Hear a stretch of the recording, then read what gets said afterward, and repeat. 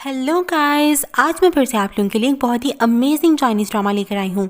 तो ड्रामा के स्टार्टिंग में हमें हमारी फीमेल लीड युन शाओरू को दिखाया जाता है, जो अपने लवर शेन यीजी से शादी करने के लिए तैयार हो रही थी।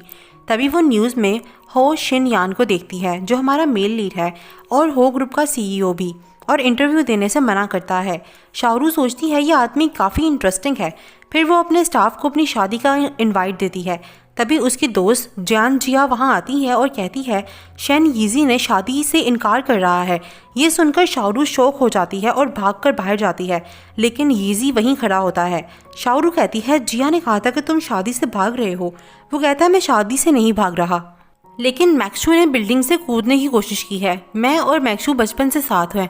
इस टाइम पर उसकी फैमिली के पास पैसे नहीं हैं, वो तुम्हारी फैमिली की तरह स्टेबल नहीं है, इसीलिए मुझे उसके पास जाना होगा। हम कभी और शादी कर लेंगे। और वहाँ से चला जाता है। शाओरू को उस पर बहुत गुस्सा आता है और वो उसके पीछे जाती है। दूसरी तरफ हो शिनयान अपनी कार ड्राइव कर रहा था, लेकिन तभी शाओरू उसके सामने आ जाती है और उसका एक्सीडेंट हो जाता है। फिर जब शाओरू को होश आता है तो वो शिनयान की बॉडी के अंदर थी, और जैसे ही वो उठती है तो वहाँ पर शिनयान का असिस्टेंट चीलिन कहता है बॉस आप ठीक तो हो ना। तो वो कहती है तुम कौन हो, और सोचती है ये मेरी आवाज़ लड़कों जैसी क्यों आ रही है। चीलिन कहता है बॉस आप मुझे नहीं पहचान रहे, मैं आपका चीलिन। दूसरी तरफ जब शिनयान को होश आता है तो वो शाओरू की बॉडी के अंदर था। शाओरू के मॉम डैड अपनी बेटी के लिए कंसर्न दिखाते हैं तो शिनयान उनको पाँव मार के पीछे कर देता है और कहता है कि मेरे इर्द गिर्द मंडलाना बंद करो। ये देखकर शाओरू के मॉम डैड रोने लगते हैं और कहते हैं कि हमारी बेटी को क्या हो गया है, और वहाँ शाओरू भी अपने पेरेंट्स को ढूंढ रही थी। फिर शिनयान और शाओरू दोनों अपने आप को शीशे में देखते हैं और अपना फेस एक दूसरे की बॉडी में देखकर चिल्लाने लगते हैं। फिर शाओरू अपने आप को देखते हुए रूम से बाहर निकलती है और वहाँ शिनयान भी अपनी बॉडी को देखकर पछता रहा था। फिर वो दोनों एक दूसरे के सामने आते हैं। शाओरू जो कि अब शिनयान की बॉडी में है कहती है कौन हो तुम और मेरी बॉडी में क्या कर रहे हो, निकलो मेरी बॉडी से। तो शिनयान जो शाओरू की बॉडी में है वो साइड पर ले जाता है। तो शाओरू कहती है बता अब हम कैसे दोबारा अपनी अपनी बॉडी में वापस जाएंगे। तो शिनयान कहता है मैं दोबारा तुम्हें क्रैश कर दूंगा। तो शाओ हंसती है और कहती है अगर अब किसी को हिट करना होगा ना तो वो मैं होंगी जो तुम्हें हिट करेगी। तो वो कहता है ठीक है तुम मारो मुझे, लेकिन शाओ अपना डिसीजन चेंज कर लेती है और कहती है नहीं ठीक है तुम ही मुझे मारो, मैं क्यों अपनी बॉडी को तकलीफ दूंगी, और वैसे भी मैं अपनी बॉडी पर कोई जख्म नहीं लगाना चाहती।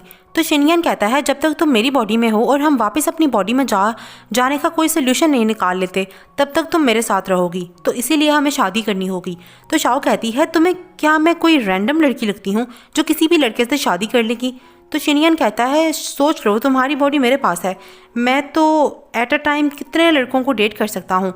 तो वो कहती है ठीक है, लेकिन जब हम अपनी बॉडीज़ में वापस जाएंगे तो सब खत्म, ओके।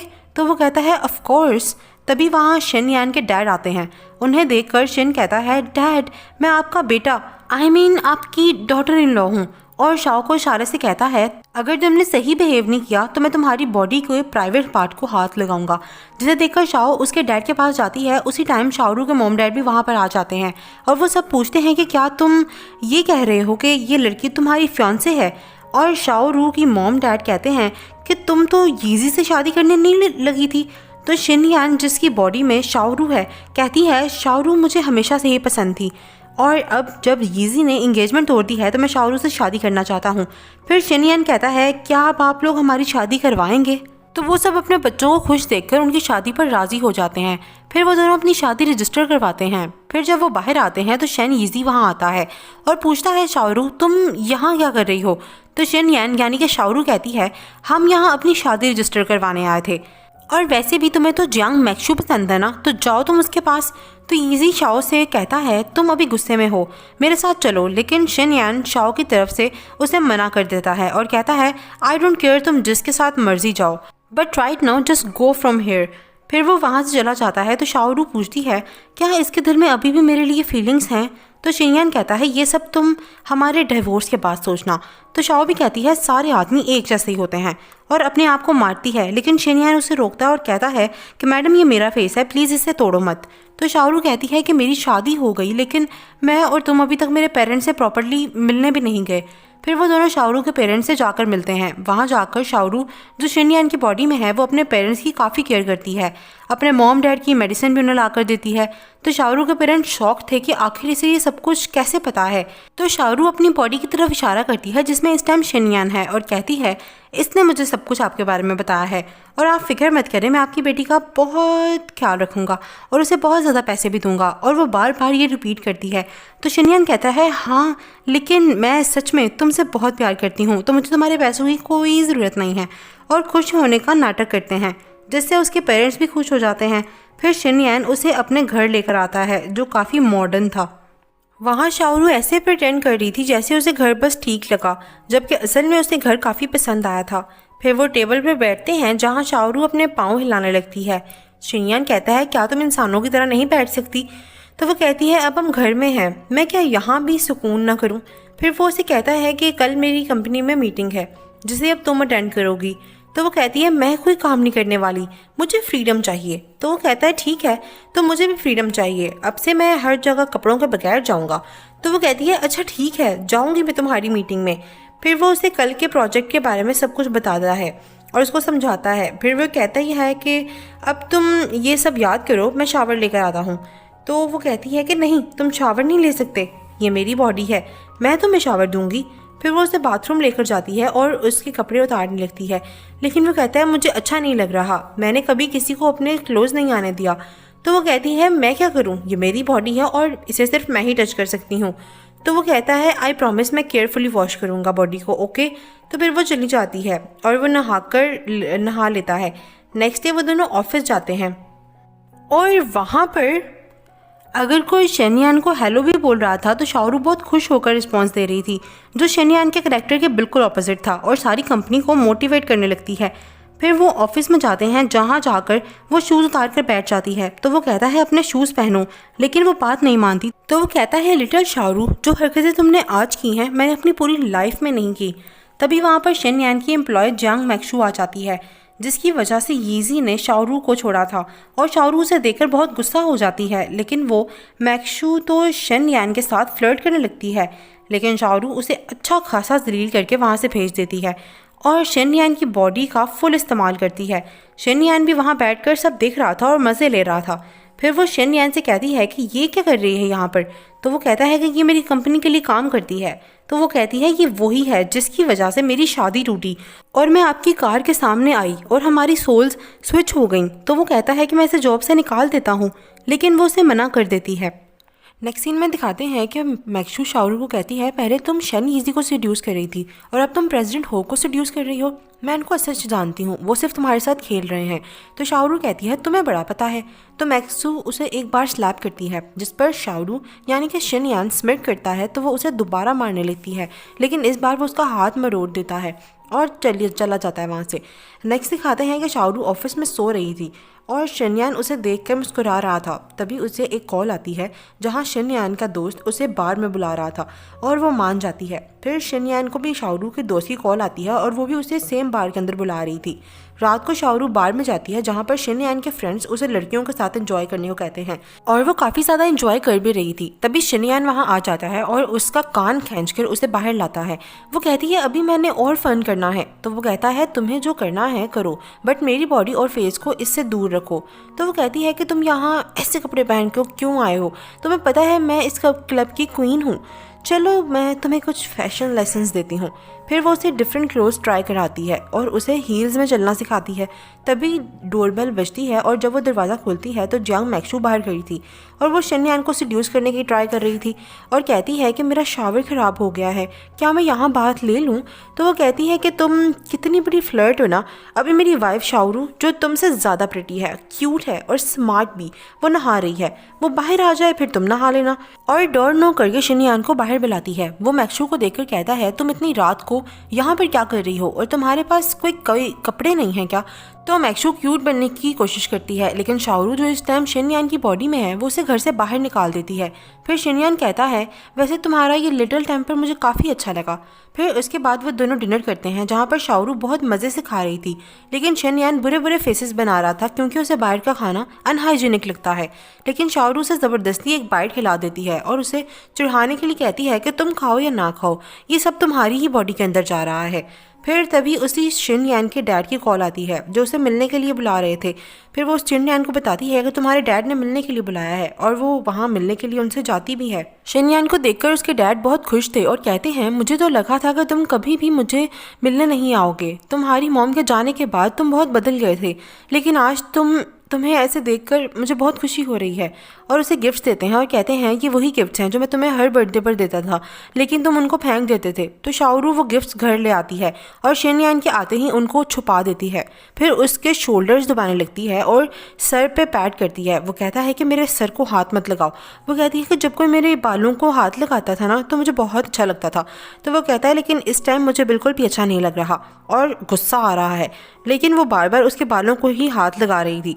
तो वो गुस्से में उसके प्राइवेट पार्ट को प्रेस करने लगता है। ये देखकर वो रुक जाती है। फिर वो कहता है कि मुझे पता चला कि तुम डैड से मिलने गई थी, क्या तुम्हें उन्होंने कुछ कहा? तो वो कहती है कुछ खास नहीं, बस वो जानना चाहते थे कि हम खुश तो हैं ना। नेक्स्ट सीन में दिखाते हैं कि शिनयान एक मूवी देख रहा था जिसमें हीरो वापस अपनी बॉडी में जाने के लिए बिजली के झटके खाता है, और मूवी की तरफ से देखकर वो भी अपने आप को जोर का झटका देता है, लेकिन इससे कोई फर्क नहीं पड़ता। फिर वो हेलमेट पहनकर अपना एक्सीडेंट करता है, लेकिन फिर भी वापस अपनी बॉडी में नहीं जाता। फिर वो हील्स पहनकर शाओरू की कंपनी आता है, लेकिन उससे हील्स पहनकर चला ही नहीं जा रहा था, तो वो वापस शूज़ पहन लेता है। फिर वो कंपनी के अंदर जाता है और एक कोल्ड रूथलेस सीईओ बनने की तरह बिहेव करता है, जिसे काम के अलावा और किसी चीज़ की परवाह नहीं। उसे ऐसे देखकर शाओरू के पेरेंट्स काफ़ी खुश थे कि फाइनली उनकी बेटी काम को सीरियस ले रही है। फिर वो ऑफिस में बैठा था, तभी असिस्टेंट आके उसे बताती है कि प्रेसिडेंट शेन आपका वेट कर रहे हैं। दूसरी तरफ शाओरू शिनयान की कंपनी के स्टाफ को अपने तरीके से मोटिवेट कर रही थी और उसके सारे एम्प्लॉय उसकी बात बहुत अच्छे से मान रहे थे। फिर सीन शिफ्ट होता है और दिखाते हैं कि शेन यीज़ी शाओरू से माफ़ी मांगता है और उसे एक कैंडी देता है। जब वो कैंडी खाता है तो उसे चक्कर आने लगते हैं। यीज़ी कहता है कि लव पोशन वाली कैंडी थी और अब मैं चाहता हूँ कि सारा ऑफिस आज हमारा प्यार देखे, लेकिन शाओरू मतलब कि शिनयान उसका हाथ मरोड़ देता है। यीज़ी कहता है कि तुम्हारे पास इतनी ताकत कहाँ से आ गई? तो वो कहता है तुम्हें क्या लगा कि मैं अपना टाइम वेस्ट कर रहा था? और उसे रिकॉर्डर दिखाता है जिसमें उसने यीज़ी की सारी बातों को रिकॉर्ड कर लिया था। फिर यीज़ी वहाँ से चला जाता है। दूसरी तरफ शाओरू शिनयान के ऑफिस में थी, तभी मैक्शू फिर उसके साथ फ्लर्ट करने के लिए आती है। तो उससे छुटकारा हासिल करने के लिए वो उसे इतनी गर्मी के अंदर सामने वाली बिल्डिंग से पैदल चल कर कॉफ़ी लाने को कहती है और कहती है कि प्लीज़ कम आइस डलवाना। फिर जब वो कॉफ़ी लेकर आती है तो वो कहती है कि ये तो ठंडी ही नहीं है। अच्छा एक काम करो, अब जाओ ये कॉफ़ी जो है ना मेरी वाइफ को उसके ऑफिस में दे आओ। ये सुनकर मैक्शू को बहुत गुस्सा आता है। नेक्स्ट सीन में दिखाते हैं कि शाओरू बात ले रही थी, तभी शिनयान अंदर आ जाता है। वो कहती है कि मैं नहा रही हूँ। तो वो कहता है कि ये मेरी बॉडी है, ऐसा कुछ नहीं कि मैंने ना देखा हो, और उससे पूछता है ये तुम्हारा एक्स क्या, इसका क्या करना है? तो वो कहती है कि वो तुम जो मर्जी करना चाहो कर लो, मुझे कोई फ़र्क नहीं पड़ता।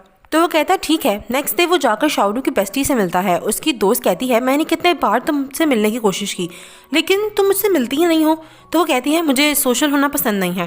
तो उसकी दोस्त कहती है कब से तुम इतना अजीब क्यों बिहेव कर रही हो? और उससे शाओरू की ये बार डांसिंग वीडियो दिखाती है, जिसे देखकर वो वहाँ से गुस्से से चला जाता है। फिर वो घर आकर उसे पूछता है कि तुम्हें लड़कों के साथ सोशल होना काफ़ी पसंद है क्या? तो वो हंसती है और कहती है क्या उसने तुम्हें मेरी वीडियो दिखा दी? क्या हुआ, तुम जेलस हो रहे हो क्या? वो कहता है मैं क्यों जेलस होऊंगा, और अंदर चला जाता है। तभी शाओरू को याद आता है कि आज तो उसके पीरियड्स आने वाले हैं। तो वो शिनयान का डोर नॉक करती है और उसको बुलाती है। तो शिनयान कहते हैं आखिर क्या हो गया, तुम मुझे 2 पल सुकून के नहीं लेने दोगी क्या? वैसे भी पता नहीं क्यों आज मेरे पेट में दर्द हो रहा है। तो वो कहती है कि मुझे लगता है तुम्हें पीरियड्स होने वाले हैं। तो वो कहता है क्या होने वाले हैं, अब मैं क्या करूँ? तो वो कहती है कि मैं तुम्हारे लिए सामान लेकर आती हूँ, और साइड में जाकर हंस रही थी। फिर उसके लिए वो ब्राउन शुगर वाटर लाती है और साथ में हीटिंग बैग भी देती है, लेकिन वो लेने से मना कर देता है और वो उसे ज़बरदस्ती हीटिंग बैग दे रही थी। और फिर अचानक से शिनयान उसे किस कर लेता है और वो दोनों वापस अपनी बॉडी में चले जाते हैं। तो शिनयान सोचता है कि इसका मतलब अपनी बॉडी में वापस जाने के लिए सिर्फ एक किस करने की ज़रूरत थी, और शाओरू से कहता है कि तुम आज रेस्ट करो, हम कल बात करेंगे। फिर नेक्स्ट डे वो अपने ऑफिस जाता है और अपने असिस्टेंट से पूछता है कि अगर पीरियड्स क्रैम्प हो तो हमें क्या करना चाहिए। तो वो कहता है सर मैंने इस पर फुल रिसर्च की है, मैं आपको इसका पावर पॉइंट बना कर देता हूँ। फिर रात को जब वो घर आता है तो शाहरुख के रूम का डोर नॉक करता है और कहता है मैं तुम्हारे लिए पोरिज लाया हूँ और आकर खा लो प्लीज़। लेकिन वो कोई जवाब नहीं देती तो वो दरवाज़ा खोलकर अंदर जाता है, लेकिन वो अंदर होती ही नहीं है। फिर तभी उसे उसके दोस्त की कॉल आती है जो उसे बताता है कि तुम्हारी वाइफ बाहर में है।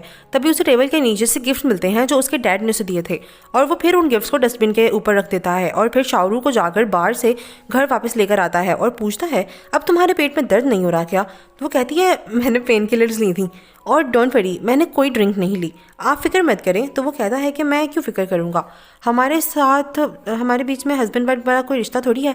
तो वो कहती है सही कहा। फिर वो उससे गिफ्ट्स के बारे में पूछता है और कहता है कि तुम ये वापस क्यों लाई? वो कहती है कि ये क्यों फेंके, ये तुम्हारे डैड ने दिए थे। लेकिन वो उस पर गुस्सा होता है और डाइवोर्स की बात कर देता है।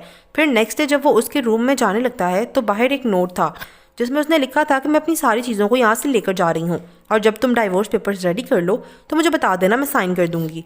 नेक्स्ट दिखाते हैं कि शाहरुख को ईजी ने मिलने के लिए बुलाया था, लेकिन वो खुद वहाँ उससे मिलने के लिए आता ही नहीं है। और जब शाहरुख वहाँ से जाने लगती है तो कोई उसे किडनैप कर लेता है। दूसरी तरफ मैक्सू शेनयान के घर आती है और उसके साथ फ्लर्ट करने लगती है, लेकिन वो उसे उसके घर से बाहर निकाल देता है। फिर सीन शिफ्ट होता है और दिखाते हैं कि शाहरुख किडनैपर से कहती है कि मेरे हस्बैंड के पास बहुत पैसा है, तुम मुझे छोड़ दो, वो तुम्हें बहुत से पैसे देंगे। फिर किडनैपर कहता है तुम सच कह रही हो, और वो शेनयान को वीडियो कॉल मिला लेता है और उससे पैसे मांगता है और वो राजी हो जाता है और कहता है मेरा वेट करो, मैं आ रहा हूँ। फिर वो उस लोकेशन पर जाता है और शाहरुख को किडनैपर से बचा लेता है। फिर किडनैपर से पूछता है कि तुम्हें यहाँ किसने और क्यों भेजा? तो वो बताता है कि शिन यीजी ने कहा था कि इसको किडनैप कर लो, वो मुझे बहुत पैसे देगा। तो शिनयान कहता है कि मैं तुम्हें उससे ट्रिपल पैसे देता हूँ, लेकिन अब तुम यीजी को जाकर सबक सिखाओ। तो वो कहता है ठीक है और वहाँ से भाग जाता है। फिर वो घर आते हैं और शेनयान उसके लिए काफ़ी परेशान हो रहा था। तभी वो किस करने लगता है, लेकिन शेनयान को याद आता है कि पहले किस करने से वो अपनी वापस बॉडी के अंदर आ गया था, लेकिन हो सकता है कि अगर वो इस बार किस करे तो वो दोबारा से बॉडी चेंज ना हो जाए उनकी। तो वो उसको किस करते करते रुक जाता है। तो उसे कहता है कि तुम आराम करो, मैं, और वहाँ से चला जाता है और शाहरुख का मूड ख़राब हो जाता है। नेक्स्ट दिखाते हैं कि न्यूज़ में आ रहा था कि शिन यीजी ने बिल्डिंग से छलांग लगा ली है। तो शिनयान कहता है कि बुरे काम का बुरा नतीजा।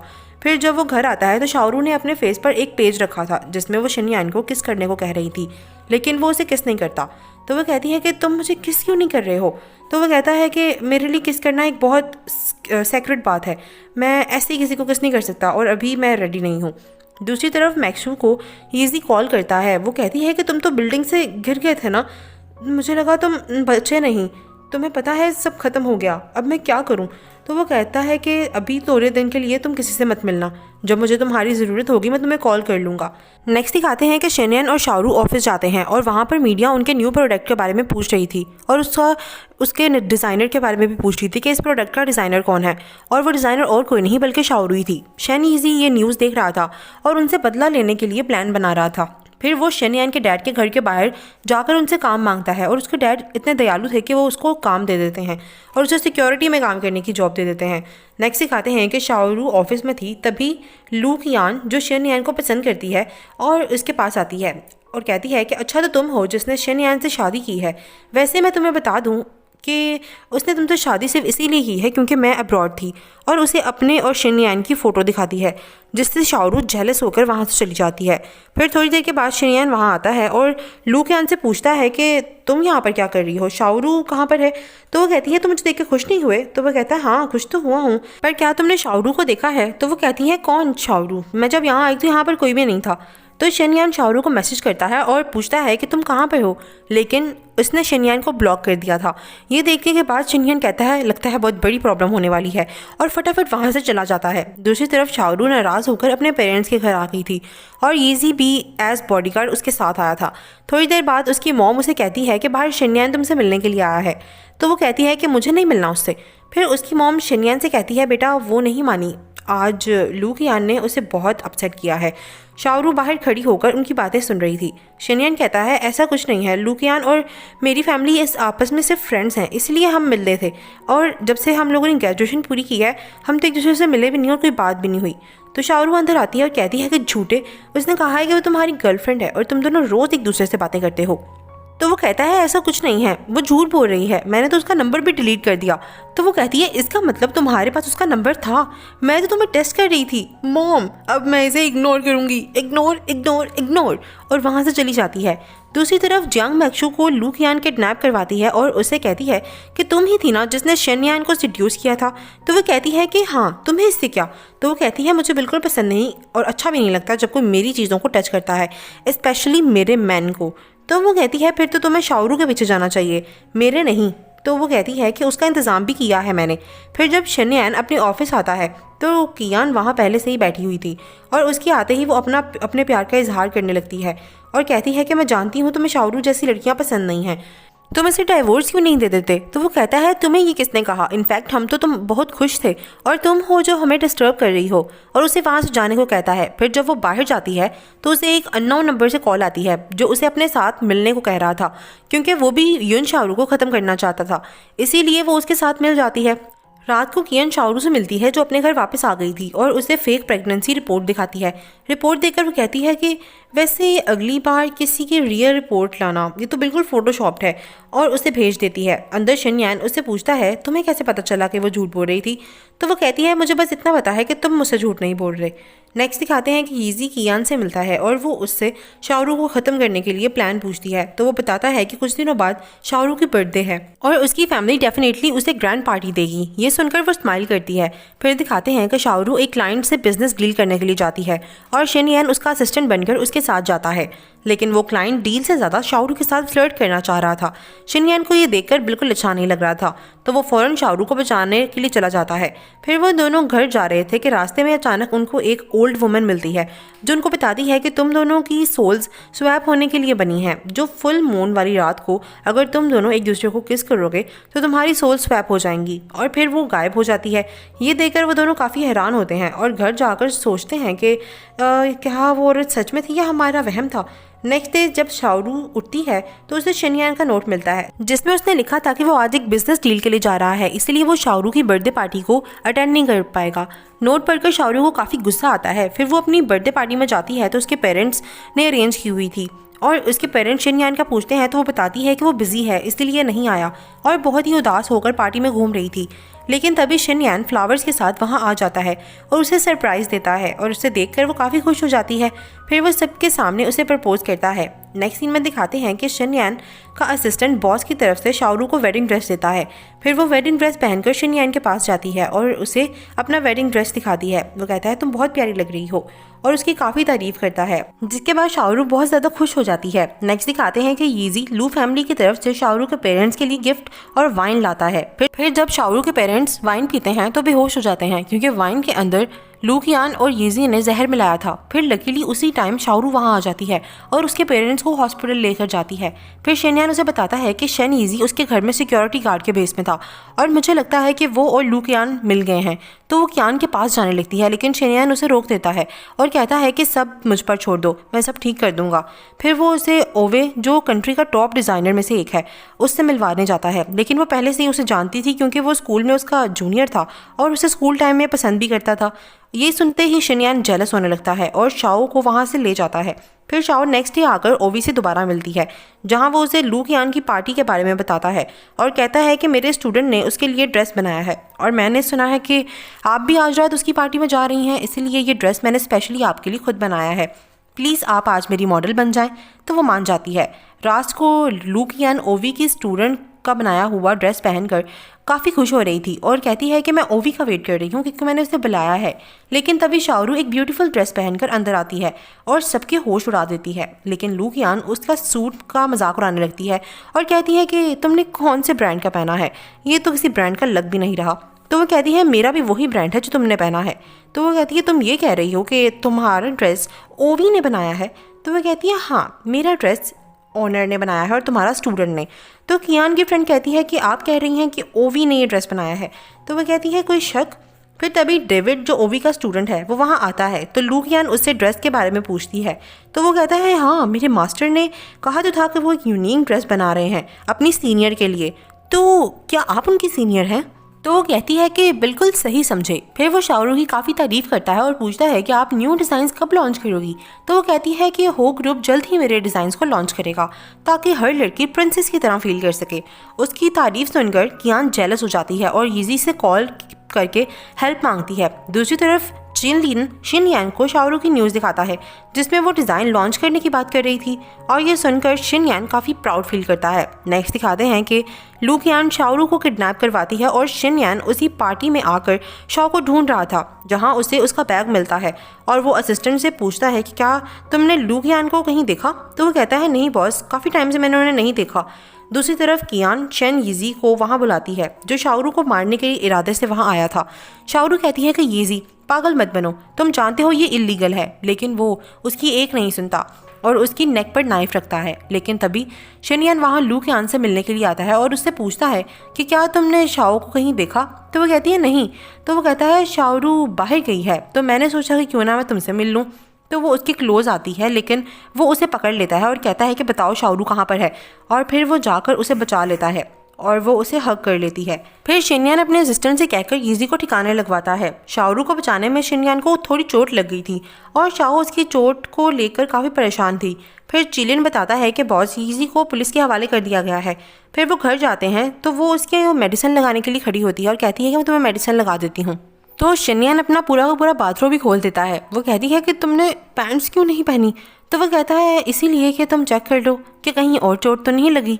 तो वो उसके क्लोज आती है और वो उसे हग कर लेता है और कहता है आई एम सॉरी, मैं तुम्हें प्रोटेक्ट नहीं कर पाया, और उसे किस कर लेता है जिससे उनकी सोल्स दोबारा एक दूसरे की बॉडी में चली जाती हैं।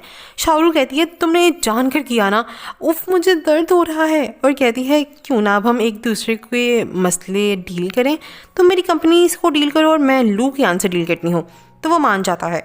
फिर नेक्स्ट डे वो युन की कंपनी के अंदर जाता है और वहाँ जाकर मैटर्स को देखता है और उन्हें संभाल लेता है। और शाओरू जो शिन यान की बॉडी में है वो कियान के पास जाती है और उसके क्लोज आने का नाटक करती है और कहती है कि मैं शाओरू को डिवोर्स देने वाला हूँ, लेकिन तुम भी कमाल हो, एक बार में तुमने पूरी युन फैमिली का किस्सा ख़त्म करने वाली थी।